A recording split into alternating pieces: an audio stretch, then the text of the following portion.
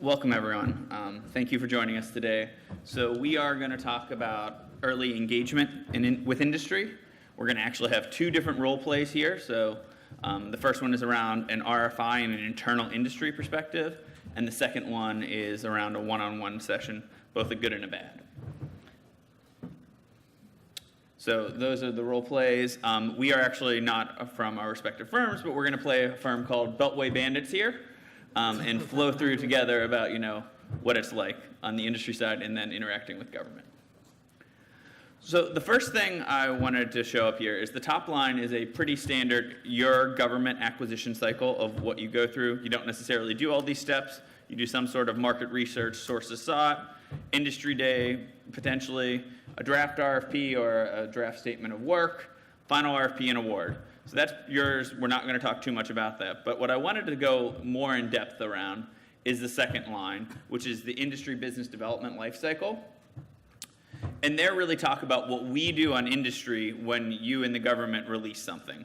So the first thing we do after you have a sources sought or market research is called an identification review, short as an ID review. We get together and identify that this is a deal that we potentially want to go after and at least start to spend interest. So that's the first time. And it's that early on, sources sought, where we look at something and say, is this something we should at least start paying interest on?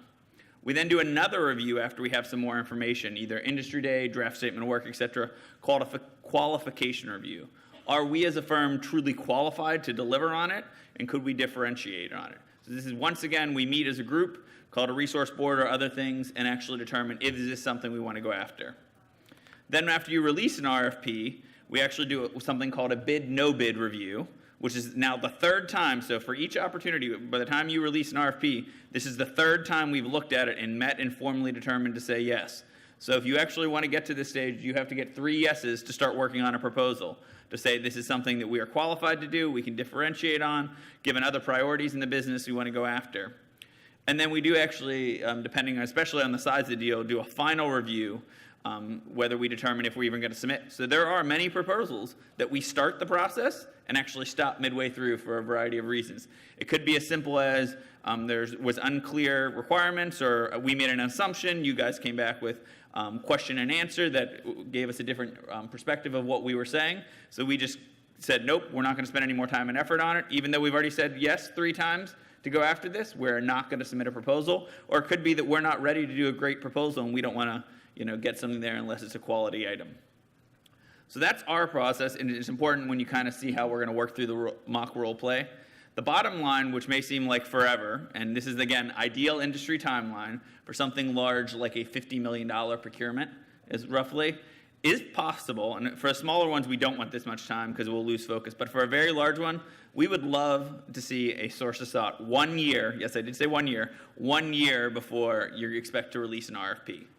We want that much time to really get back in solutioning, make sure we can, have the right team working on it, expect 6 months for an industry day before an RFP, and a draft a full 3 months. We know this is ideal, and we know it's not realistic always, but this is ideally what we would like to get in order to get the best product back and the best solution for those end users that we talked about earlier in the mission. So we're going to talk about a few of the internal stakeholders we have, just to kind of give you a flavor of people that are involved in it. These are the different groups of stakeholders. This grouping can actually, one person could hold multiple roles, but it's important to understand the various types of roles we have in there, and that roles not only varies by the size of the company versus small business, medium-sized, large businesses, but it also varies on the size of the opportunity. If it's a small opportunity, even at a large business, we're going to have one person play multiple roles here. So the first one is the CEO or the profit and loss owner. It is someone who actually owns the corporate expectations, and they are ultimately the final decision maker who determines whether we go after things. We then have a sales operation group. Those are people who actually help with the proposals, and so they will do graphic support, they'll do technical writers, pricing. They're all about the operation side of sales. Business development, those are the people you think of more, maybe a sales-oriented, the people actually meeting with clients and trying to develop a pipeline of opportunities. Interestingly, at most organizations, those business development people only own the opportunity up to qualification review. They're not necessarily working on the proposal always. They can be, but if they do, they're probably filling one of these other roles here. Contracts, so that is our industry contracts lead, who is the peer to the CEO of the government. They really will work with you both on new opportunities, but just as importantly on existing contracts, helping manage those effectively. Then we actually have our staff and our program delivery who actually implement and create solutions to align both with the client, your expectations, and also corporate expectations of what we're supposed to deliver on this project. And then finally, we have a technical group. They actually come back and oversee technical resources. They come back the capabilities that we as an organization to drive. These are important to understand as we get into the mock role plays. You'll see we already have some table cards out there of various roles we're going to play. So I first want to introduce our firm, then we'll introduce our team here. So again, we are the Beltway Bandits today. We are a mid-sized firm, about $50 million in annual revenue. We graduated from a small business size about 2 years ago. Given that we're a mid-sized firm, we do actually have multiple different capabilities. We're not just focused on one area. As a small business, we did probably start on 1 or 2 areas we focused on, but as we've grown, we provide different capabilities over time. And you'll see that as we look at a few different RFIs. So when we're actually going to do the first mock role play here is an internal industry meeting called a review board. And this meeting actually will talk about whether we should go after and respond to RFIs. So yes, we do actually generally meet whether we're going to go after an RFI or not. And there's a few different factors that we generally look at across industry. This is standard. Again, whether you're a small business or a large business. Some of them are more self-explanatory. Some require a little bit more detail. But they're all going to the key theme of what is the return on investment? Can we determine by responding to this RFI that we believe there is a likelihood for a good return on investment by continuing to pursue? So the first one is customer relationship. Pretty obvious. How do we know this customer? Do we not know them? Timeline. How long is it going to take to submit? It's a very quick turn, a longer term timeline. Competition. Do we think that multiple people can do this, or is there only a few players out there? The resource board, that's what the role play is going to be. So we have competing priorities of whether we should spend money on time and resources on something. We can only do so much, regardless of the size of the firm working. And this resource board really helps factor that in. It could be things as simple as proposal writers, right? Or pricing. We may not have any pricing resources. Can we win? So just because we can do the work, do we realistically think we can win? There may be an entrenched incumbent. There could be reasons that otherwise that we won't do it. Teaming strategy. So who else in industry should we work with, small or large, to kind of flush out our team to get the best there? And most importantly, and you hear us talk about this a lot, is what is the intent of the RFI?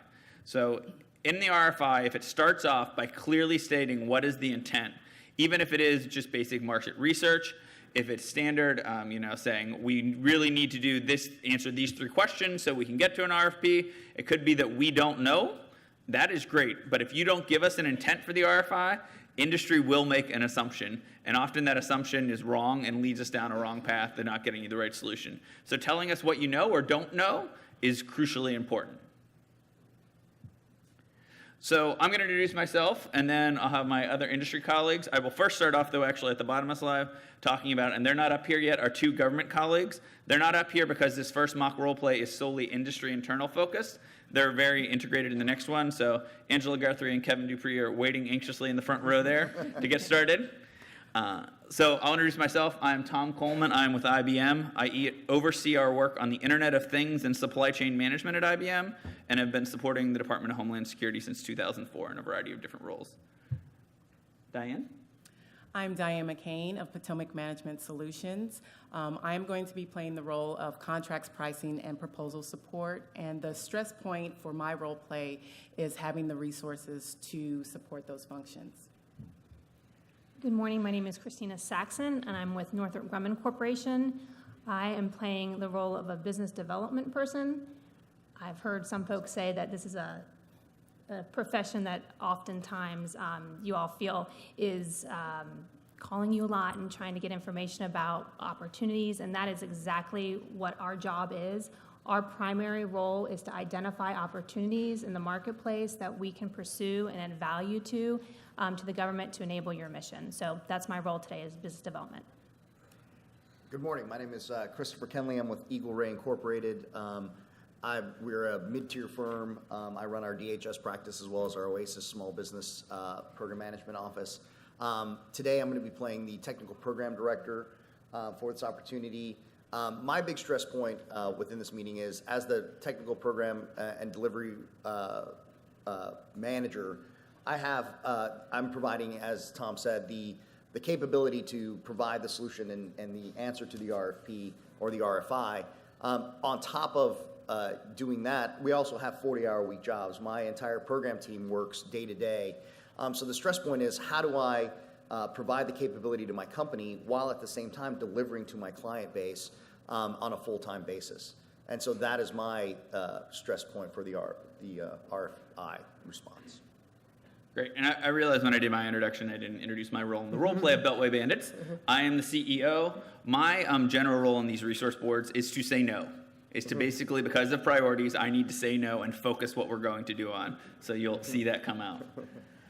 So I'm going to turn it over to our business development lead, Christina, and she will kick the meeting off. We are now formally starting the role play as the Beltway Bandits. Real quick, before we start the role play, we wanted to make sure that you all understood that these types of meetings where we are talking about what resources to apply to what opportunities, what existing programs we have, these happen on a regular basis. And as Tom mentioned, we don't have unlimited resources, whether you're a large company, medium, or small company. So we really have to have these sessions with leadership to make good decisions about where we do spend our time. So we just wanted to make sure it was clear that these happen on a very regular basis. Okay, so now we're going to move into the mock role play, so enjoy. Thanks, everybody, for meeting today for the resource board. I know, Chris, your team, everybody's been working all weekend to get the Department of State proposal submitted. I know you've been working hard and burning midnight oil. So we're going to try and move through our resource board discussion today as quickly as we can. On the agenda, we don't need to talk about the Department of State opportunity because we all know where we stand on that, having worked all weekend. We have 3 RFIs out of 7 that we've received in the past couple of weeks that we'd like to talk to you about. The 3 that we have are the ones that business development and working with Chris on the program side feel are the most viable for our organization. And then we'll talk about upcoming RFPs and some program delivery issues. So, Tom, the first opportunity I'd like to bring forward to you is a cyber opportunity. Oh, I love cyber. It's one of our core strength areas. It's out of the Department of Awesome. We do not know much about this opportunity at this time. We only know what we've picked up through industry, been talking to a lot of my peers, some of our industry peers, and we believe this is a new opportunity for some gaps they have in some of the capabilities areas that they need to ensure full cyber defense. So we believe it's a full spectrum cyber opportunity. The RFI was released just 2 days ago. The bad news is it's due July 10th, so we really don't have a lot of time. Best guess, the RFP typically will come around November for this organization. They usually do the RFIs, 6 or so months ahead of time, but this one's come out in July. Again, some of the dates we have here are best guesses at this point, since we haven't had a chance to talk to the government. Because it's cyber, pretty much everybody and their mother will probably be responding to this RFI. So we have to make sure if we respond, it has to have something compelling in it so the government will find our response interesting. The downside is we've got 2 weeks and they've asked for a ROM and they want to know about our technical solution. And that's a pretty heavy lift for us to do, even without other competing priorities. So this is the first opportunity I wanted to bring forward to you today. So as we do with all of our resource boards, after reviewing the overview, we have a scorecard where we are going to talk about, Tom, how I would rate this opportunity. I don't like a lot of red. I mean, this is not looking good, Christina, right? I agree. Our P-win, our probability of winning this one at this point, although it's very early on, is roughly 25%. So why don't we know more about this, Christina? I mean, it's cyber. We should be all over everything cyber. Thomas, it's very hard to know about every opportunity coming out in the Department of Awesome. What we have picked up is really based on, what we've been gathering from industry. We're hoping. Why haven't they talked to us more? Well, this department, we oftentimes can have conversations with. We don't have any direct work there, but through some of our partners, we think we can, after the RFI, hopefully have some follow-up sessions and learn a lot more from the government about what they're trying to get out of this, because as you can see, the intent of the RFI is really unclear to us. We have no idea, are they just checking a box, or do they really want some So they gave us a really solutions? quick turn, Yeah. right? And we have to do a ROM, which costs us a lot of time and effort, and around a solution that we don't know much about because they didn't give us a lot of requirements. Right. And we don't know what ultimately, if it's even going to lead to an RFP, right, or a draft. They didn't say anything else of where this is going. They just kind of left us to figure it out. That's right. I mean, do we even know, it's cyber, right? Big cyber, but is there anything relevant that we know from this RFP that we even do? Is it specific? It doesn't seem like, it just seems like cyber defense. That's everything. Well, RFI was pretty broad, so maybe they're not exactly sure what they need, and they're hoping that we can help shape or modify some of their thinking about what they need with some of the existing programs that they have today. So I think my best guess is that they're just trying to understand what industry has to offer. So Chris, how are our existing cyber programs going? Is it going well? They're going well, but when you say cyber, it's the world, right? It's the holy grail, protecting cyber. What is that? I don't understand the Department of Awesome, has all this swath of control of IT, but they're going really well, and I'm not sure which lessons learned or what we do that we can put in that box. It just seems, boiling the ocean. So we have kind 2 of weeks thing. to respond. Diane, do we even have any resources, like technically or pricing, can work on this? Well, first I'd like to say, I think I shut down when I heard rough order of magnitude, a ROM. I heard that, right? Yes. Yeah. For an RFI. Well, it appears that the government has opened the procurement floodgates. The technical writers are already working on the 7 RFIs and the 2 proposals that are due in the coming week. I think next week is a holiday. We'll be working. But of course, if we need to, we'll reprioritize. Christina, obviously I mentioned I love cyber, right? I just don't see how we go after this, right? We don't know what they're going. We have limited resources. I'm not saying we will never look at this again when we know more information, but I think we need to not respond to the RFI and try to do some digging and try to figure out. I don't know if anyone else on the team thinks differently, but. No, I think that's wise. I don't think it's a good use of our time, given all of our other competing priorities. But you can be assured your business development team will reach out, post the RFI to find out as much information as we can. Okay, so let's move to the next one, because I know we got a lot to cover. Right, so Tom, Chris is going to cover this one because Cool. it's an opportunity that the program side uncovered, not business development. Right, so this is something that the RFI that we've been working with, this is, our program team that's at the Department of Awesome is doing really great in our cloud infrastructure rebuild and migration. Again, it came out, on Monday. We've been working, in this team. It's a 3-year base and 1-year option. It's really, how do we migrate to the FedRAMP cloud? That's something that we've been advising the client on for quite a number of months. In the periphery, we knew this was coming out. This is the strategy within the Department of Awesome.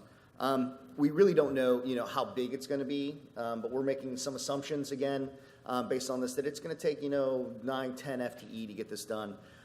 It's located here. One of the great things is we have a 30-day turn on this. Oh, that's a lot of time. So in our world, that's an eternity, right? 30 days. We can definitely come up with something here, and we've got some time. It's 6-8 months out for the RFP, and they're really looking at what we're going to go after. And it's the competition. Yeah, there's 20 or everybody again who has cloud in their name is going to go after this, but I think we can create a good solution. We know that the customer is pretty pleased with the work we're doing at the Department of Awesome. The secretary has been really pleased with our current team, and we can just we can do that. We can move forward. We really don't know if there's any funding or what's going on. We know it's a dream. Everybody wants to go to the cloud. It's perfect, but how it's going to work out, that is a risk that we have to look at. But I really think Tom, this could be possible. So as you look at it here, definitely a lot. This one looks a little better than the last one. Yeah, there's a lot less red here, but we're definitely looking at it kind of the capability is well within our wheelhouse. We do know the client. We've communicated with both, the program side and the contracting side. So here. I still would expect you to know more, right? That's my consistent messaging, right? There would have a lot of unknowns here if we're next to it. It is, but as with all procurements and RFIs, the government gets super tight-lipped and goes behind the closed door, and really didn't talk with us, because they're so scared of, what is procurement sensitive. We're working in the department.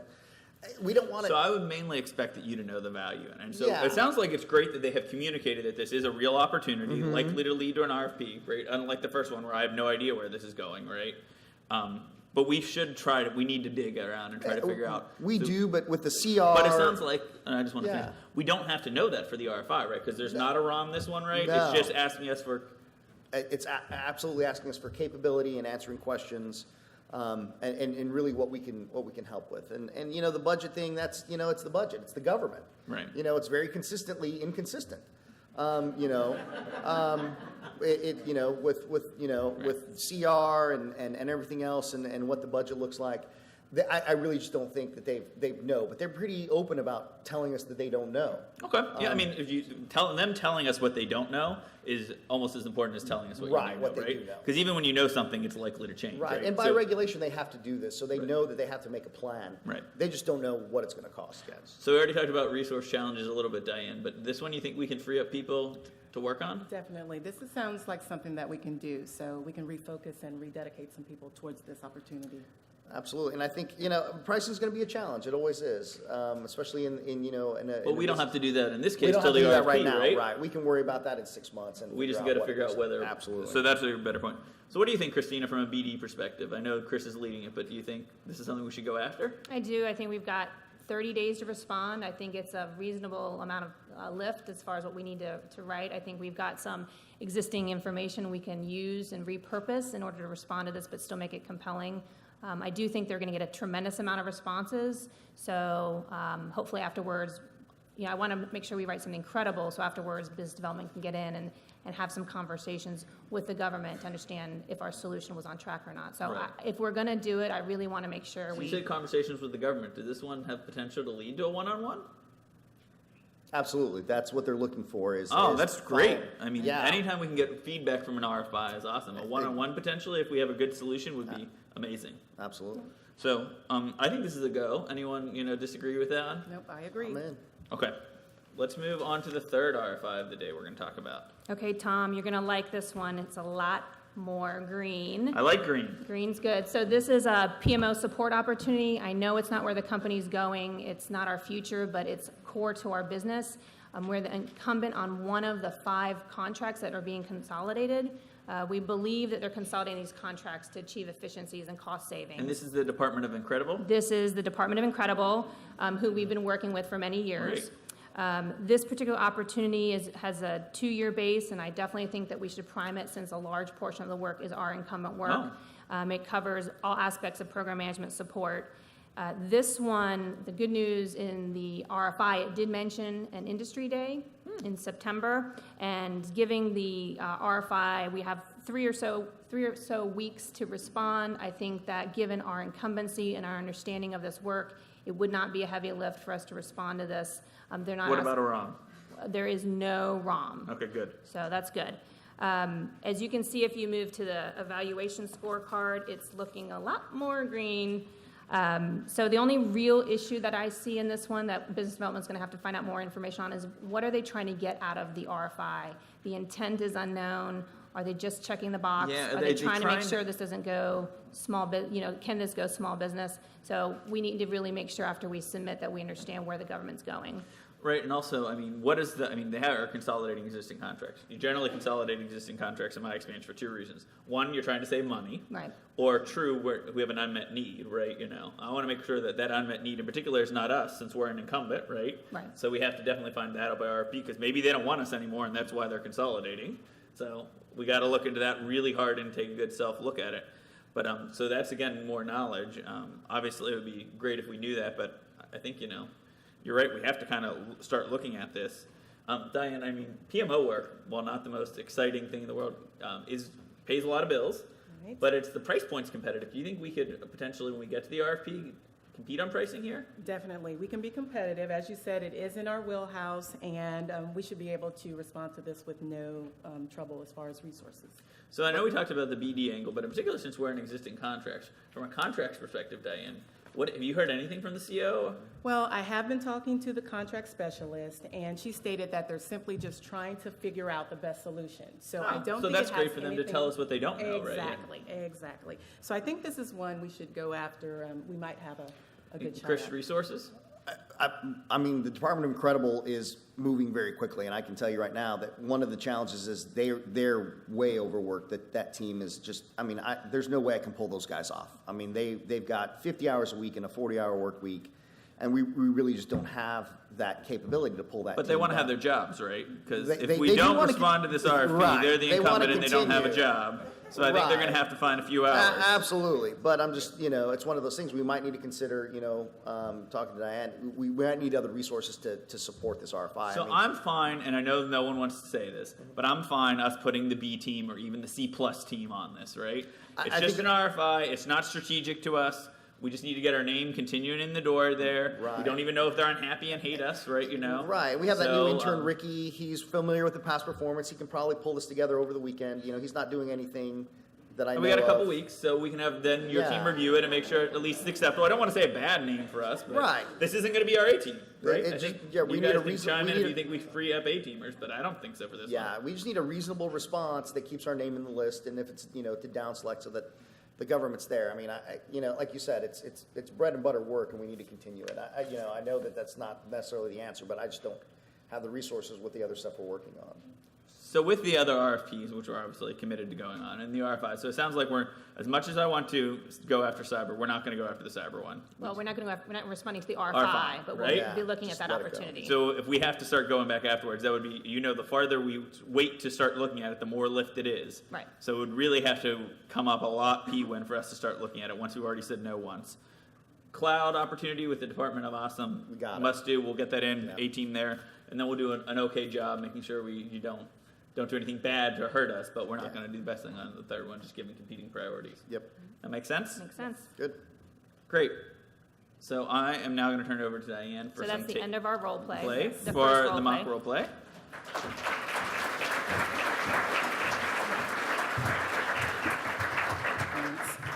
So what we'd like to do at this time, industry would like to give you some key RFI takeaways from our mock role play.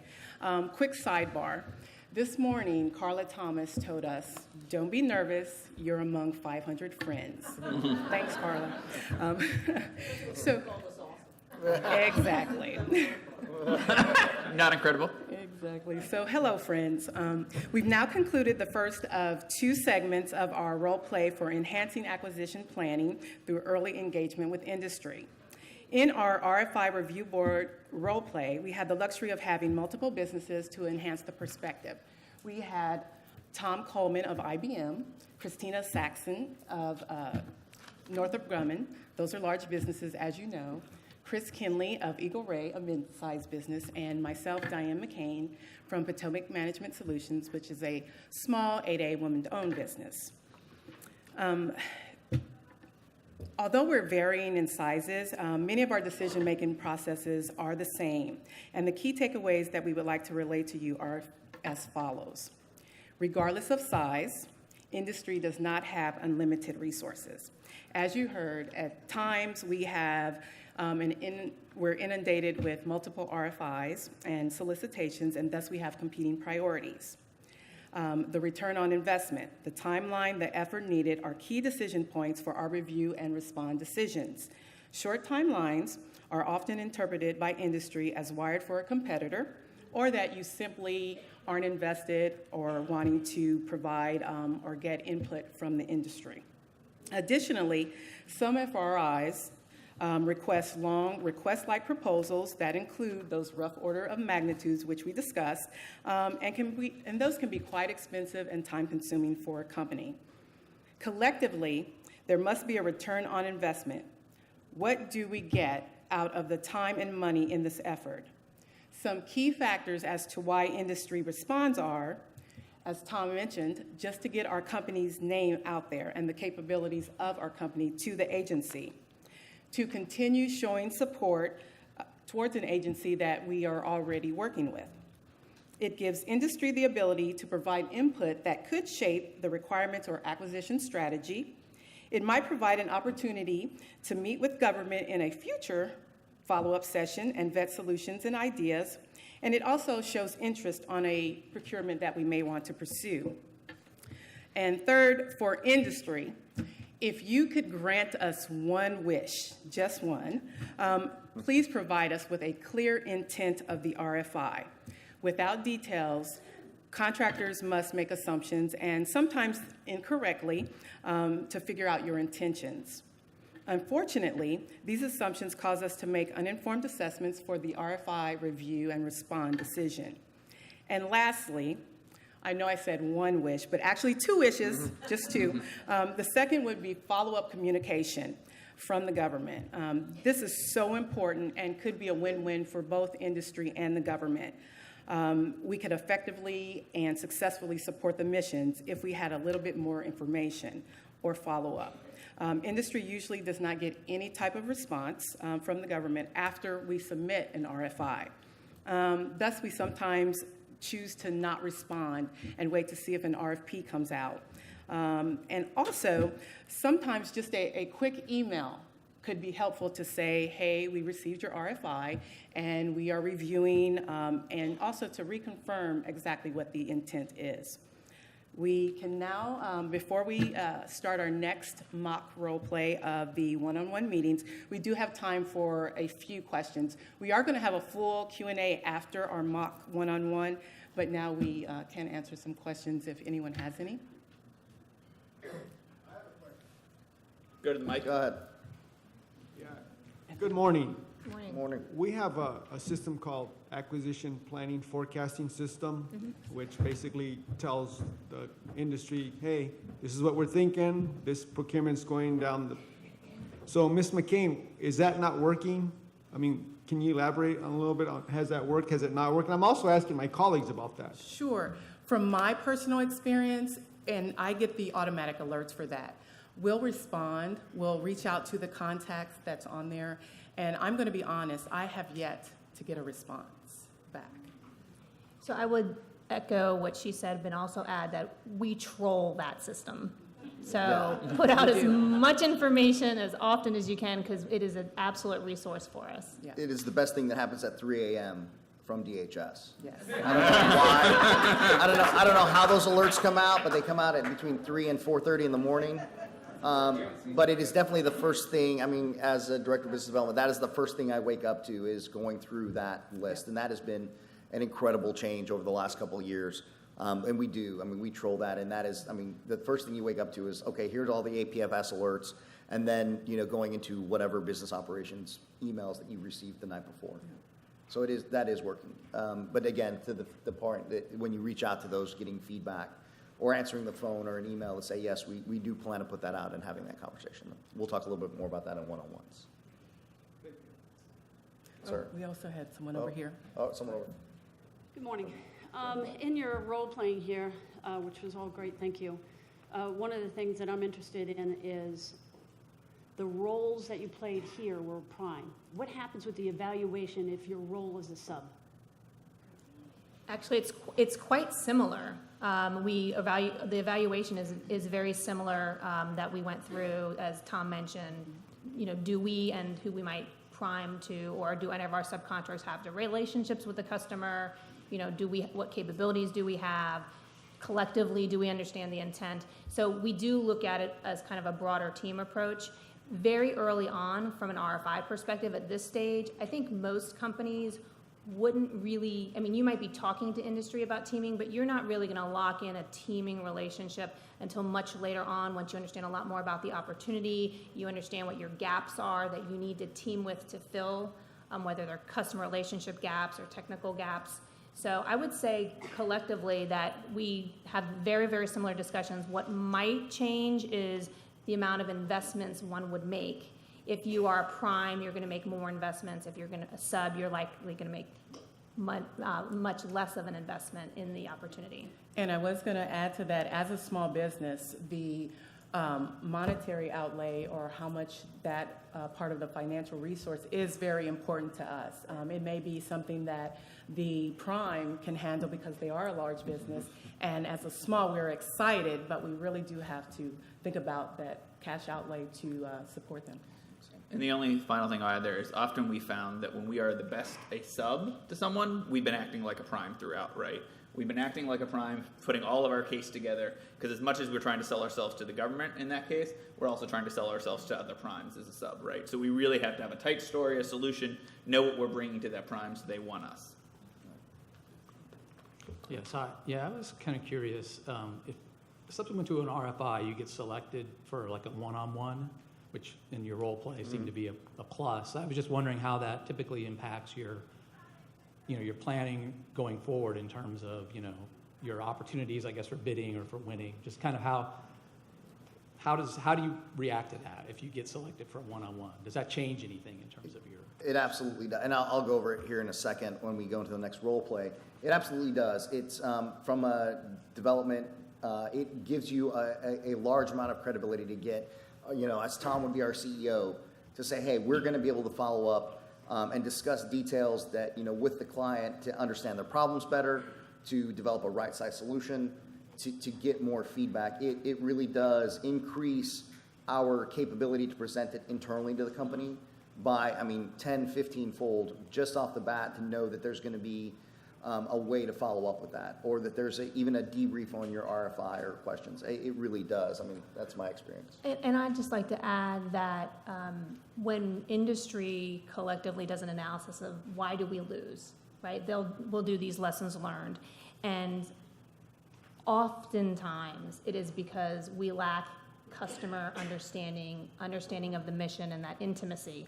Oftentimes, there are of course other issues, pricing, et cetera. But so leadership at these resource board reviews are very honed in on how, do we understand the customer and their mission? Because at the end of the day, if we put something forward and it doesn't tie to the mission and we're not adding the value, as Chip was saying, we're going to lose, and we know that. So the engagements, whether it's through on the technical side or through contracts, and that's why a lot of people say, oh, I have all these business development voicemails on my system, or I got all these emails from BD people. Yes, we are calling out and reaching out, but we're trying to do so because we really want to understand the mission and the needs and the challenges, and will our solution fit into your environment? So to answer your question just a little differently, sometimes there are cases where we responded to an RFI, even got a draft RFP, and if we have heard nothing from the government, but our leadership will kill deals, flat out saying, if they really liked you and they liked your solution and have what you want to say, why would they not have a conversation with you? May not have to be a formal one-on-one, but before an RFP, have an informal, just at an industry association or something. So I personally have had several deals that have not moved forward to proposal because we haven't heard anything back from the government. So my leadership determined that I was not a viable bidder, even if I thought I was. Thank you. Thank you. Yes, sir. And this is going to be our last question, so we can move on. Thank you. In general, how many procurements or solicitations do you see that have RFIs? Because from the industry side, are they, let's talk about DHS. How many of their solicitations have RFIs in general, percentage-wise? I think most of them, a good number, that at least that I go after, start out that way. So that helps us prepare. And are they for large dollar values? Right. Obviously, if it's a larger one, there's more likely. But for even the smaller ones, they're usually as an RFI or some sort of sources sought, because to do the market research is my understanding that I learned during the AIR. Thank you. I would like to just add one other point, and we are reaching out to government. We're talking amongst industry. We're trolling FedBiz Ops and other systems to find opportunities. And a lot of times RFIs are, for some of us, if we can't know about every opportunity, it might be the first indication of an opportunity to come. And the last thing we want is, the RFP to come out and we're saying it's a pop-up, and then we're definitely done. Most of us don't bid on pop-ups because you can't win. So we're really glad to see RFIs. As Tom said, ideally a year before the RFP, and we know that's a challenge and it's procurement dependent. But keep in mind that for small businesses and for medium and large businesses, an RFI is really the first indication that's really moving forward. And you would be surprised how many of them we didn't know about that were coming out. Absolutely.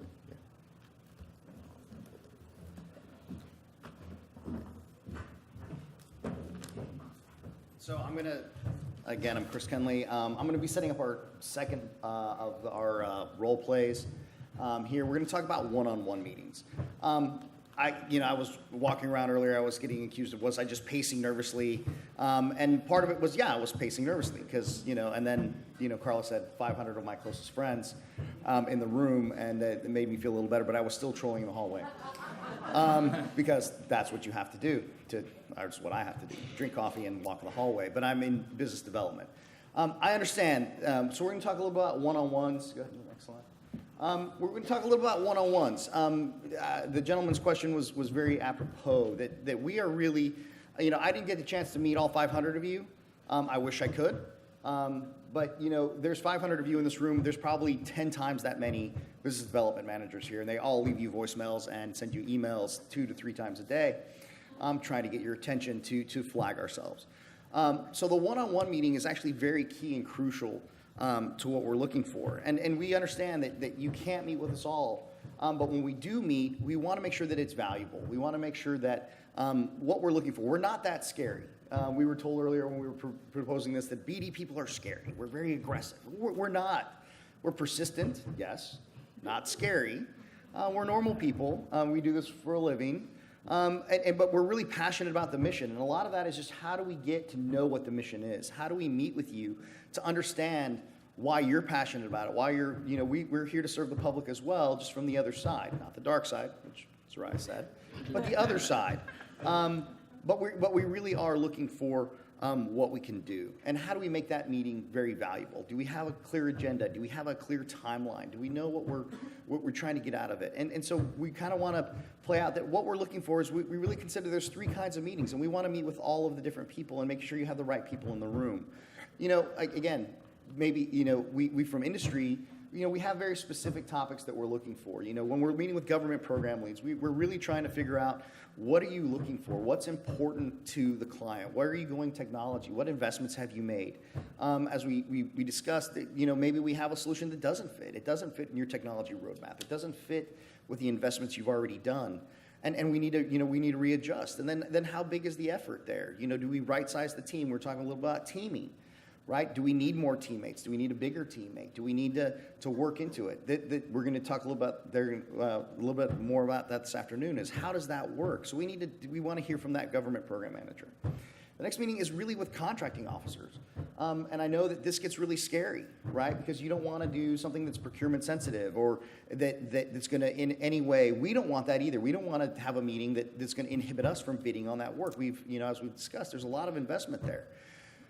But these are really important because it really does help us determine, what is the acquisition strategy? Is it a vehicle that we can go after? Determining the timeline, that's a key and crucial point. Is how long is, what's the timeline and the lead of this? Can we get the resources to put together? Because we want to put together the first, the best response that we can. And we do take the lessons learned back. And when you lose, you figure out, well, we didn't have the right answer. We didn't know the timeline. It dropped early. And we didn't have the capability, right? And so that's really, when we're meeting with, the contracting officers meetings, we really want to know what's going on. And a lot of times, but what you don't know is even more important than sometimes what you do know. A lot of times the contracting officers and the contracting professionals, the procurement professionals know more about what's going on than sometimes the program managers, because they're dealing with all the back end information. And we're gonna talk a little about that. So that's really key. How does that work? And the third one is the post-acquisition team, the leads. Did their questions and answers? Did we figure out what the RFI said? Did we do the right thing? Does it work? Is there any, what is the best feedback that we've gotten on that? Those are, the challenges of the RFP. What's going to change, right? We wrote these RFIs. You saw some things that were innovative. You asked some questions. The industry responded, and you're like, that's a good idea. And it's going to completely change you know, the way it is. We've seen that happen where all of a sudden like, oh, no, that was great. We're going to delete this section and just add it to something else. And that's fantastic. So it's really, you know, these meetings are very key and important to, you know, persuading our CEO and continuing the efforts of our BD professionals to continue to go out there and pursue the opportunity. And then it gets everybody energized. So what we're going to do is move into a little bit of a mock role play. And we're going to show two kinds of things, one of a productive meeting and one of an unproductive meeting. A lot of these role plays you're going to see, these are meetings we've actually been at. We've all, when we were discussing this and with our partners from government, have been in these meetings as well, where you're going to see just, you know, what's good and what's bad. And we really just want you to know what we're going on. And as the continuation of our previous, we're going to go for the Department of Awesome's cloud migration strategy. We've submitted the RFI. We got a response. It was down selected to a limited number of people to come into the room to go present, you know, a quick presentation of what we've done. You know, 20 to 30 minutes, you know, that was the kind of the intent from the RFI was there's a one-on-one meeting. You'll have 20 to 30 minutes to present, discuss with the government any questions that you might have, and go from there. From that, I think we will move into it. We're going to invite our government colleagues, Angela Guthrie and Kevin Dupree, to join us for this. And we're going to play the same, and just so everybody's aware, we're going to play the same roles that we did before, with the addition of Kevin, who's going to play our government contracting officer, and Angela, who will be our program manager. And I'll let them introduce themselves. Go ahead, Kevin, and we'll get going. Hi, my name is Kevin Dupuis. I'm with USCIS Office of Contracting, and I'm looking forward to this role play. And I'm Angela Guthrie, GSA, and I'll be joining them in a few minutes. Okay, so we're going to have two role plays. One is going to be, as you can see on the screen, unproductive, and we're going to probably embarrass ourselves a little bit. But so we're going to, this is kind of our collective views on what not to do, but typically, sometimes this stuff happens in the meetings, and then we're going to move into a different scenario where we hope to have a much more productive meeting. So we're going to, as Chris said, we're going to maintain the roles that we have. So typically, business development would lead these meetings. So as a business developer, I will lead the meeting. So we're going to walk in. walk in. Walk in, shake hands. Hi, Kevin. Thanks so much for taking the time to meet with us. Beltway Bandits is absolutely interested in this cloud opportunity. Yeah, good morning. I got all of your emails and your requests for the meetings. I don't have a ton of time today, but, you know, come on in. We really weren't planning on having any meetings yet, but what is it that you want to discuss? Well, there wasn't a ton of information in the RFI, so we have a couple of questions for you. One is, you know, what is the intent of the RFI? Oh, hey, Angela. Perfect timing. I actually have some vendors here. Do you have a few minutes? Can you come in? They have some questions about your RFI. They brought like 500 people with them. Here, take my chair. It's great. Come sit here. Seriously, I don't know. I feel like they brought like 500 people with them. It's a big crowd. I'm not ready for any of this. What are we even talking about? Some RFI. I think you were the program manager on there. It's your requirement for cloud services. Oh, that went out, Kevin? I thought we were still working that. No, I hit the button on that like 30 days ago. So It's been Okay. posted. So I'll try. So, hi, Angela. I'm Christina Saxon. We're with the Beltway Bandits, and we submitted. Get off the phone. You know, this is a perfect opportunity. I would love to tell you a little bit about the history of our company. It actually dates back to Teddy Roosevelt. Can you believe it? Teddy Roosevelt. There are 100 slides. It is really exciting. It's a long story, but aren't you fascinated to hear more about our company? Thank you, Tom. 20 minutes later. Thank you, Tom. So, Angela, I know you don't have a lot of time, and we've probably used up all that time, but we wanted to know if our response, does it address the challenges that you have in your cloud environment? Will our solution fit into your environment? Hey, Kevin, I don't think I saw Whoa. The information we posted in the RFI is the only information we will be giving out today. Angela, can we just meet for a drink later? I'm sure we can go over some of these things, right, you know? Are you kidding me? No. No drinks, no nothing. Why not? Because we're not friends. We're not doing this. This meeting's got to end. It's going nowhere. Wait. Can you please just tell us how much you're going to spend? We want to outprice our competitors. I don't even know what's going on right now. No. I mean, but our solution is so unique. I mean, it's totally different than what you asked for. We didn't ask for anything. We're just trying to get some market research in here. Come on, That's it. I know you guys know. You can tell us what you're looking for. All right, this meeting's done with. Oh. Thank you. Let's stop and reset. Okay, so that was obviously a very bad scenario, but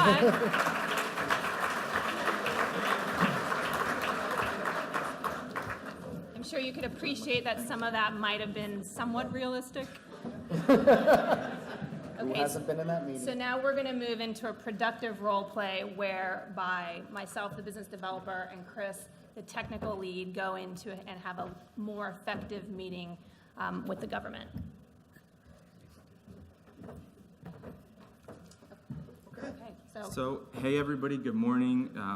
Thank you very much for coming in. We really appreciate your response to our RFI. You are one of a handful of contractors that we wanted to bring in to learn a little more about your approach.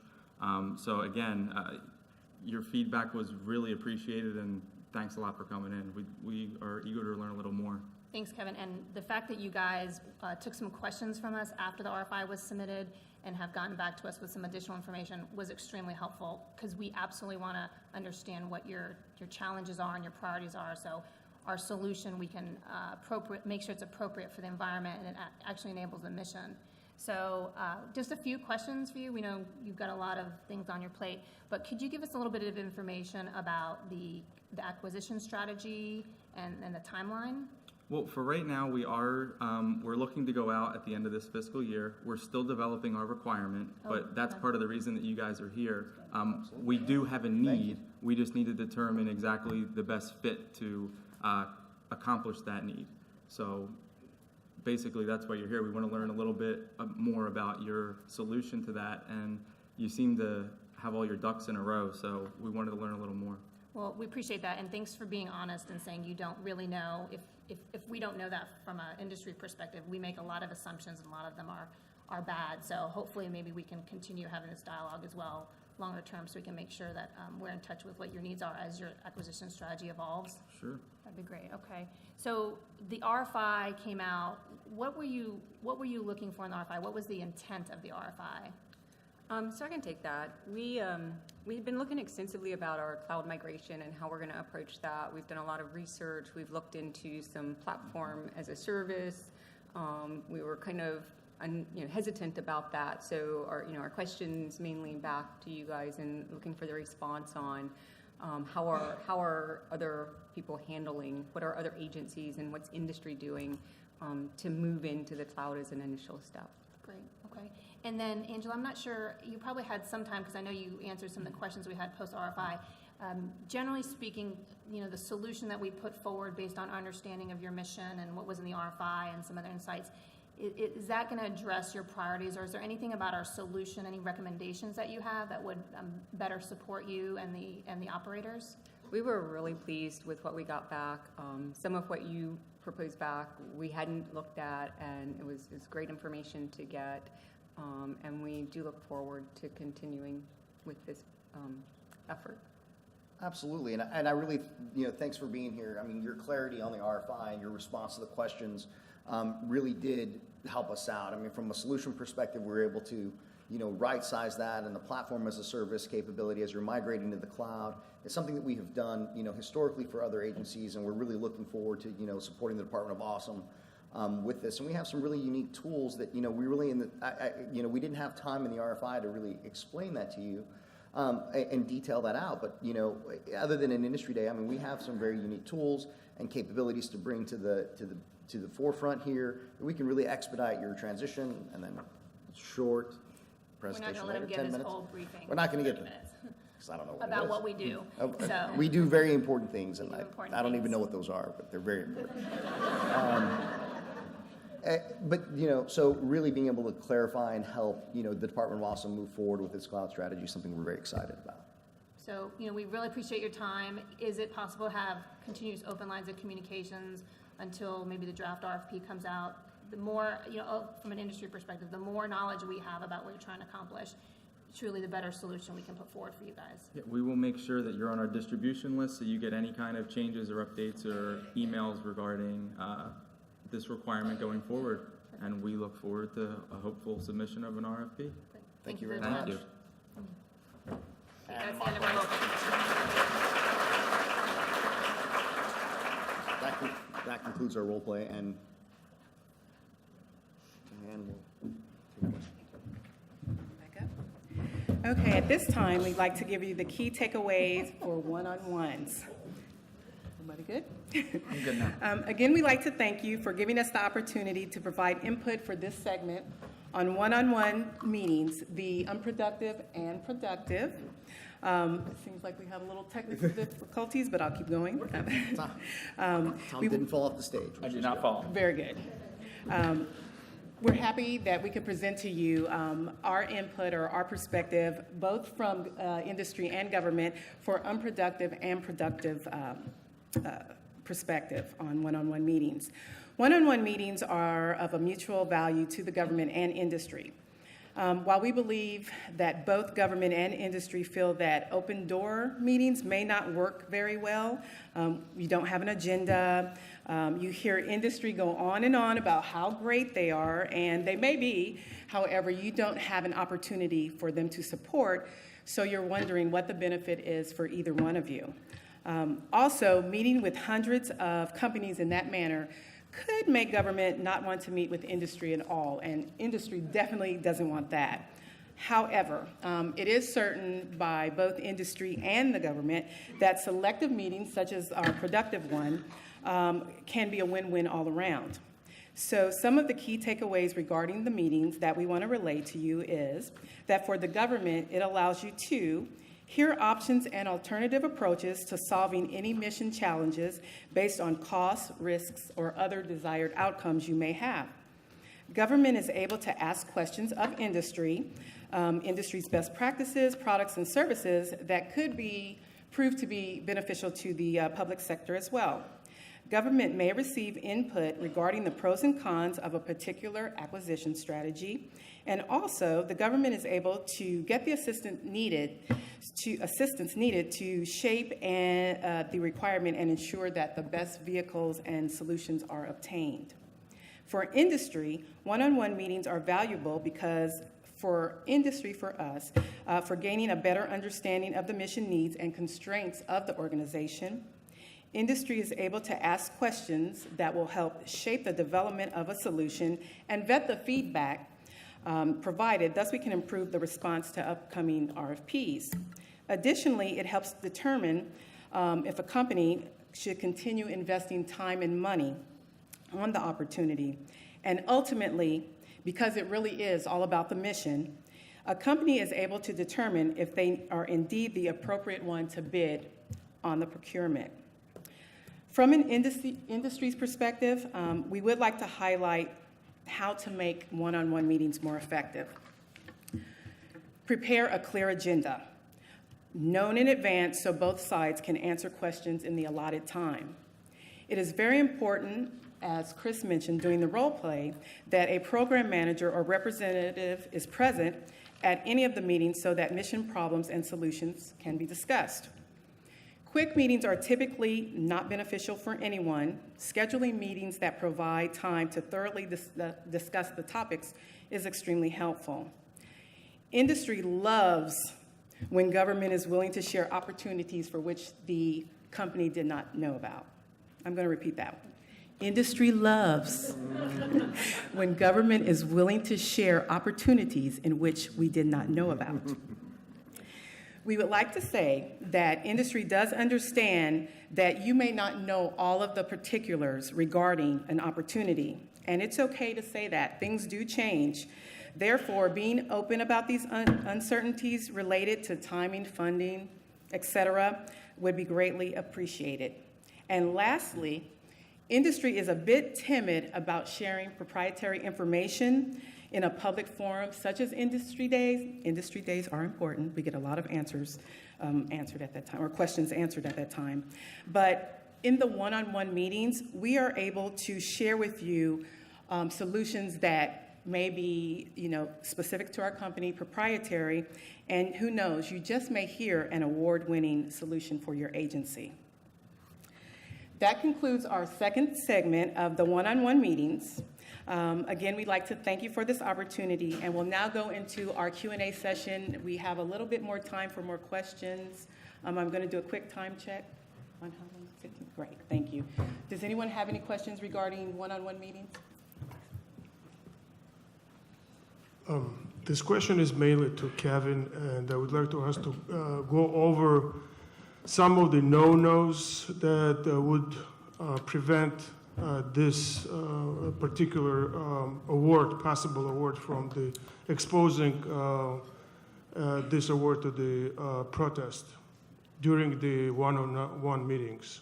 Well, I think the key factor is keeping it consistent and not giving out any information that would give anyone a competitive advantage. If we're just kind of fact-finding at this point and asking specific questions about what we're looking for, because we may not even know at that point, we just have an idea of what we want, we're just really looking for solutions before we even put a requirement together. So once that is put together, we would go out and give people an opportunity to submit an offer for it. Yep. If you have a question, please come up to one of the mics on either side of the room.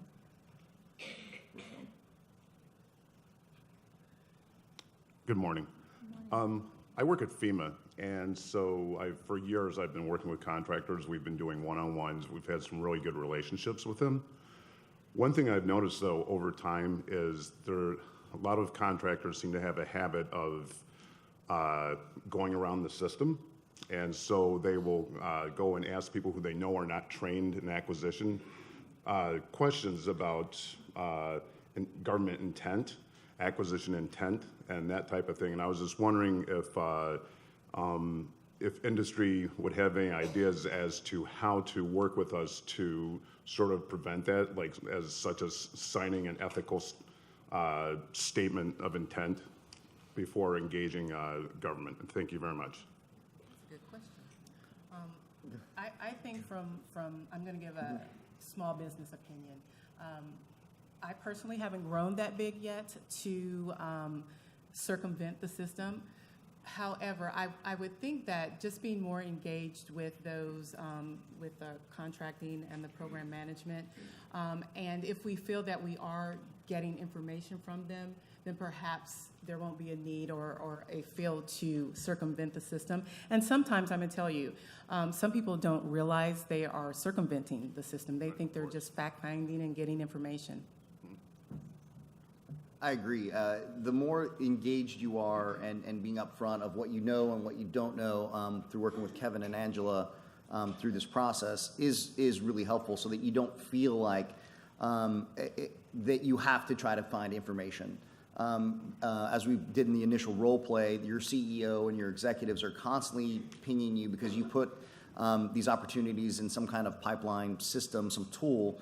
And so every week, we were talking to some companies that have that meeting 3 times a week. And so every day you're getting pinged on, well, what did you learn? And how far have you moved forward? And there's the philosophy of, well, every day you should do something to move that opportunity forward. And by not having, sometimes, whether it's intentional or unintentional, by not having information, you're constantly going out there trying to find something to move that opportunity forward. And then, so by not having that, you do tend to find, oh, well, we're recruiting people. So someone who works there, someone who is is a program management lead, let's have a conversation.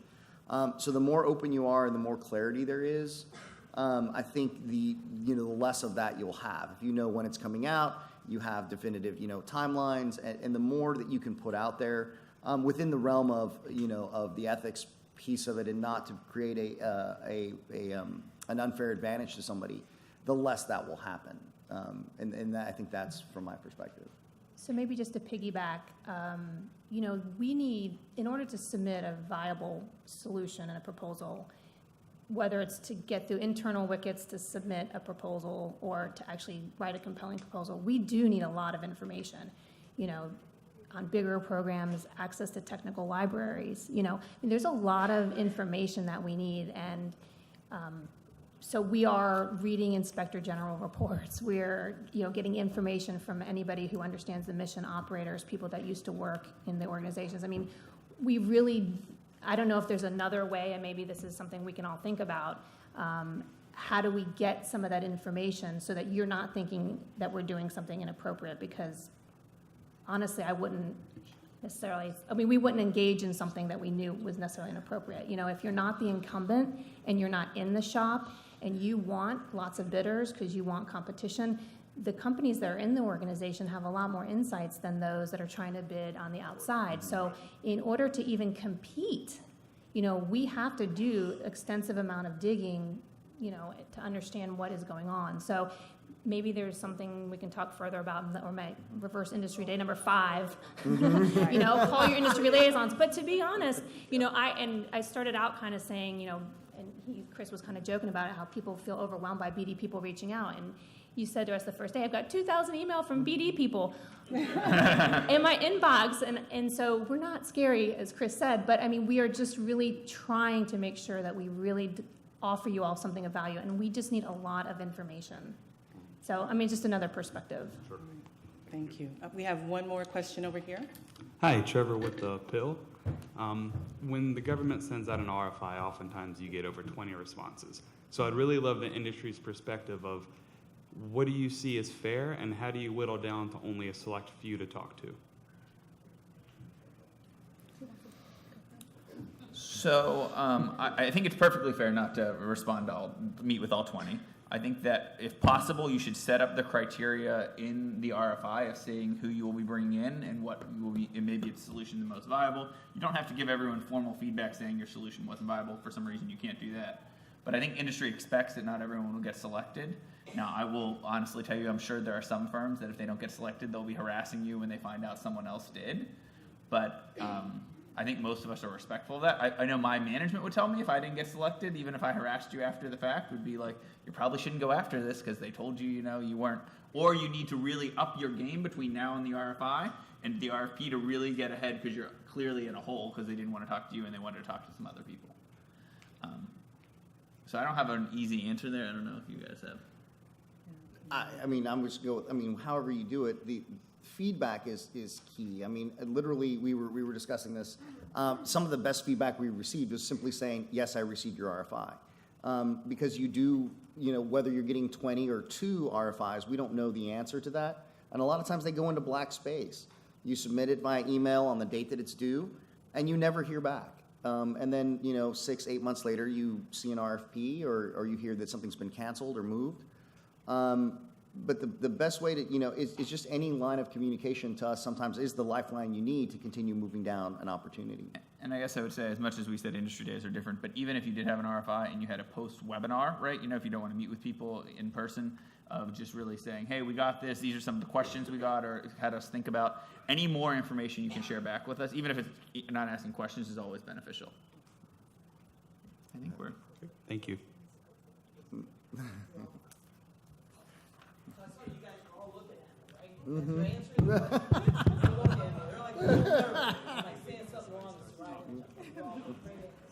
But let me address that. First of all, you pointed to Carla. Carla is the headquarters industry liaison. There are industry liaisons across the components. And that really, the intent of that role is to at least give you someone who is supposed to be responsive to you to either say, hey, we are taking meetings at this time, or maybe we can't for whatever reasons there are.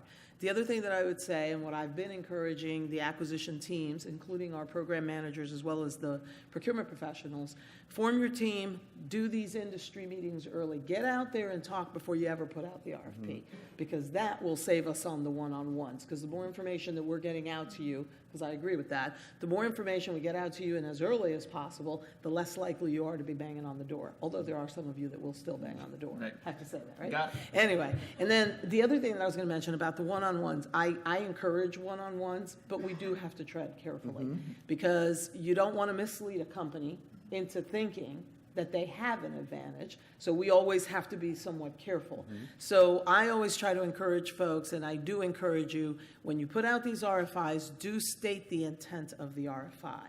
We're trying to find out if there are viable small businesses that can do this work. We're really interested in hearing about innovative solutions, and here's how we've defined innovation. That's a very important piece, right? You agree? Define innovation. And then third, and most importantly, let industry know what kind of feedback you're going to give them at the end of that RFI, and then give that. Often, and we did this at CBP, I know that we did this, was putting out an FBO notice that just said, we got X number of responses, we're looking at them, the next time you're going to hear from us is probably in about 2.5 months. That at least tells industry what to plan for, what kind of events we might be doing. It is okay to do like webinar-based events or the big events, but you raised a very valid point. Industry normally doesn't discuss their proprietary solutions. In fact, they're there to listen. They are not going to give you a lot of feedback. They might ask questions, but they're not going to tell you a lot about their solutions. So I do encourage the one-on-ones, but we have to stage them carefully. We have to set the criteria up front. That is extremely important. And also, we want to make sure that we're not misleading companies by saying your solution's better than another. So we just have to be very careful about that. But I think engaging with industry early, often, setting that intent is extremely important. And if you're not getting phone calls back, you're supposed to tell us that. Well, thank you very Thank much. you.